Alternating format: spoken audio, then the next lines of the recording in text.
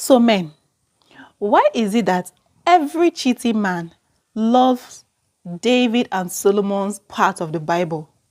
Not the whole part, oh, just the part where it says David and Solomon has lots of wives and lots of concubines, which is what we refer to today as side chicks and girlfriends, right? They love that part.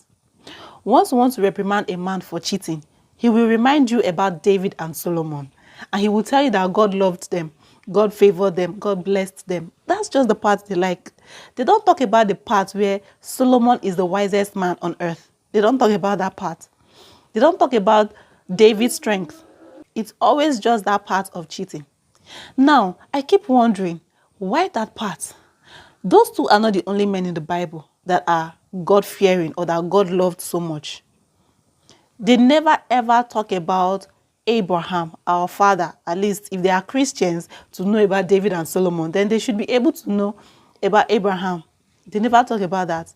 That Abraham, despite being unable to have a child with his wife, he still remained with the same woman.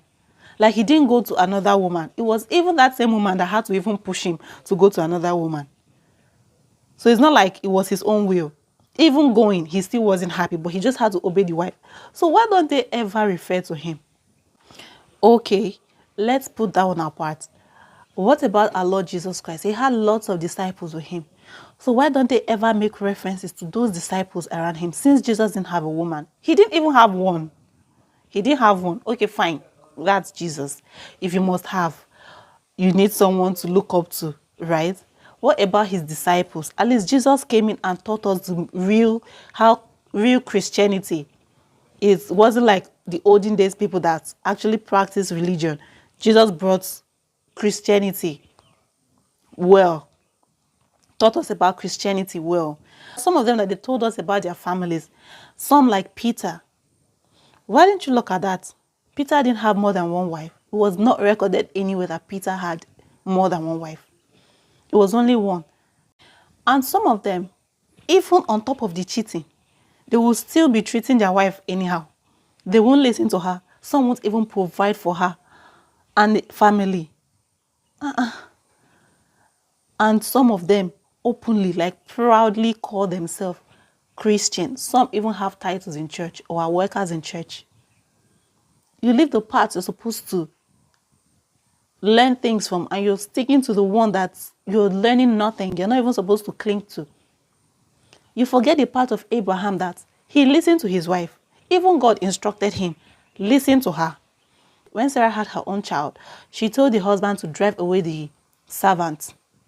The husband was confused, like he was thrown into a big dilemma. I beg my son, listen to her. I don't get strength for this gender why I create. This is my daughter.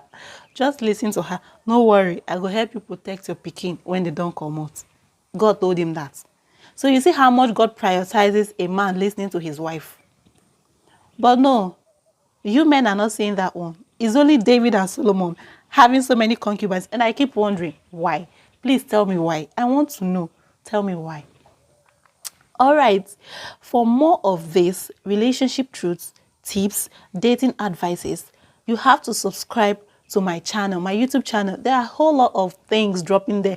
This one is just like a starter course. There, you will get the full course meal.